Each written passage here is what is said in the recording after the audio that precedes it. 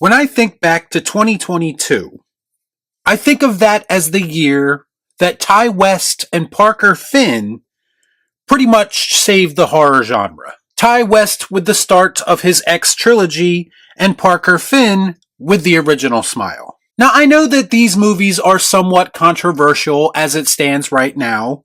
Some people love them and some people hate them. But for me personally, they were like a breath of fresh air. Because all we were getting at the time were lazy legacy horror sequels. These two directors gave some of us a reason to be excited about original horror again. So needless to say, I had pretty high expectations going into Smile 2. So now that I've seen it for myself, how does it stack up?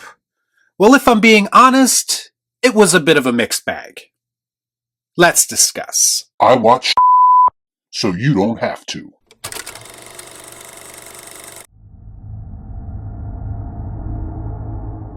Before I get started, I'd like to kindly ask that you hit the like button, and please subscribe to the channel for more content just like this. What are you waiting for, huh? What are you waiting for? Hey, Grifter Joe. What's going on, man? I haven't seen you in a while. How you been?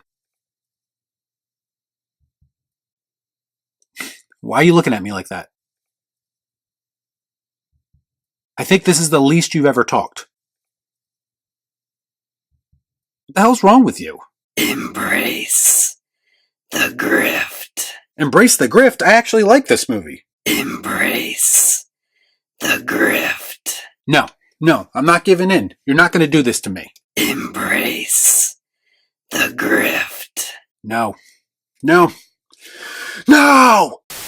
Smile 2 follows global pop sensation Sky Riley, who is about to embark on a comeback tour when she begins to experience increasingly terrifying and inexplicable events. Overwhelmed by the escalating horrors and pressures of fame, she must face her dark past to regain control of her life before it spirals out of control. So right off the bat, the biggest positive of this movie that I can point to is the lead actress, Naomi Scott. When I tell you that she gives an exceptional performance in this movie, I truly mean that. And it's not just good by horror standards, it stacks up with some of the best performances I've seen all year, period. I think what separates Sky in this movie from the lead character in the previous movie is that Sky is carrying a lot more baggage even before the Smile demon attaches itself to her. But you one crazy ass bitch. Sure, she has a tragic past, which has become somewhat of a tired horror trope at this point, but I think what saves this character is that we get to see her desperately trying to fight off some of these bad habits. Whether that be addiction to drugs and alcohol, or the guilt that she carries because of this tragic event that happened in her past. I just thought that there was a lot more factors this time around that went into making this character who she is. You could even say that fame is the real villain of this story, as you see how the pressure of being in the public eye and constantly having to put on a happy face starts to wear on someone. This is what makes her the perfect victim for this entity that is literally preying on her weaknesses. She is a very vulnerable target that is eventually completely consumed by this thing. They are quite literally drawing parallels between this entity and fame itself. And I did find that quite interesting. I like it a lot. And none of that is possible without Naomi Scott putting in a star-making performance. Just the range of emotion that she goes through in this movie, I would honestly be shocked if you watched it and wasn't impressed by what you were seeing. As far as the general setup of the movie, I did like that they are using this disgraced pop star who is desperately trying to make a comeback as the backdrop of this film. Setting all of this in show business does open up a lot of opportunities for unique takes on what we know about the Smile franchise already. On the downside, I would have to say that this film feels a bit less infectious than the original does. I just remember this feeling of constant dread while watching the original Smile. And I didn't really feel that way this time around, and maybe that was done on purpose.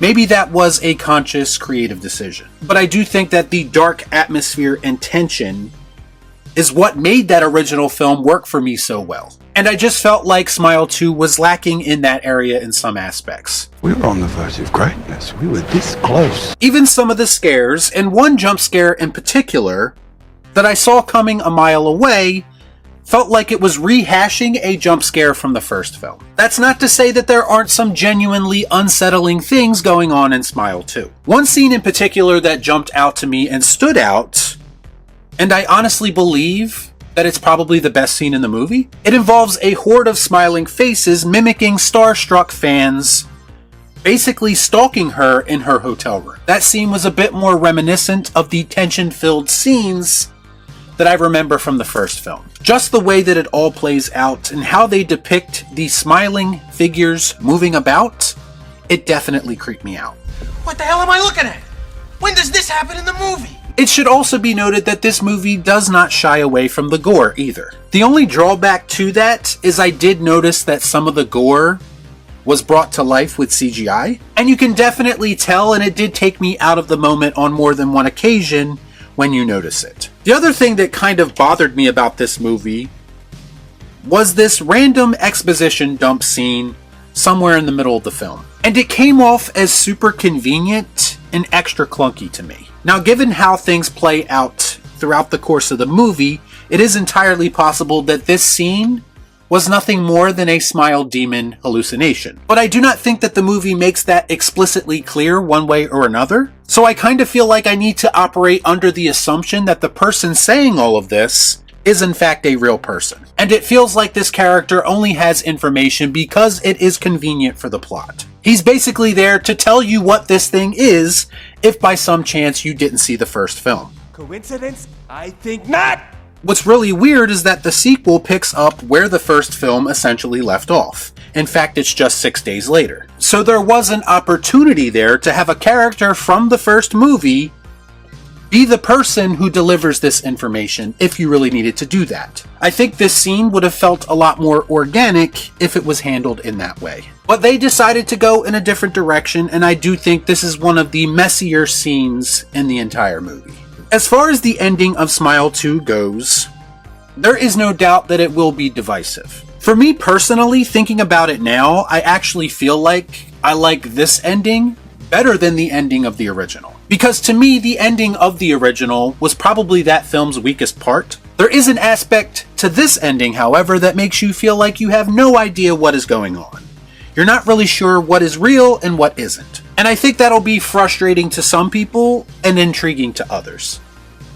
I don't get it. I prefer things to be left a bit more ambiguous, and maybe upon further views, things will make a bit more sense. But the final moments of this film are easily one of the biggest what the f moments of the year. I don't know if there will be a Smile 3, but if there is, this movie basically sets it up for that movie to be pure chaos. One other thing I forgot to mention, Jack Nicholson's son, Ray Nicholson, plays a bit role in this film. It's kind of weird that he's been featured on a lot of the promotion, but yet he really doesn't play a huge role in the film. That being said, he does have those distinctive facial features, just like his father. And the one scene that he is given something to do, he gives a Jack Nicholson-esque, over-the-top performance that you will most likely remember. Now, I'm not saying that he's on Jack's level, of course, but it was interesting to see him channel his father, who just so happens to be one of the greatest actors of all time. Life's been good to me. Bottom line, I think that Smile 2 does some things right, and it does offer some genuinely creepy moments, and it's all brought together by a dynamic performance from the lead actress. On the downside of things, there are a handful of moments that feel like a rehash of the first film, and I do think that things get a bit convoluted in the later stages of the film that make this movie feel less polished than the original. This is, however, a rare instance where the third act is just crazy enough where, to me, it actually saves the movie. To me, Smile 2 was an entertaining but flawed experience, and that's why I'm going to give it the Cathouse. Saved by kitty litter. Jesus H. Christ, what do you, just like everything now? Oh, you're back. Thanks for scaring the shit out of me earlier. What the hell are you talking about? I was busy all morning making 27 videos about how Smile 2 is absolute trash. In the beginning of the video, you were standing there just smiling at me. It was kind of creepy. I think that Hollywood brain rot is finally getting to you. Wait, what? Y'all be cool. Right on.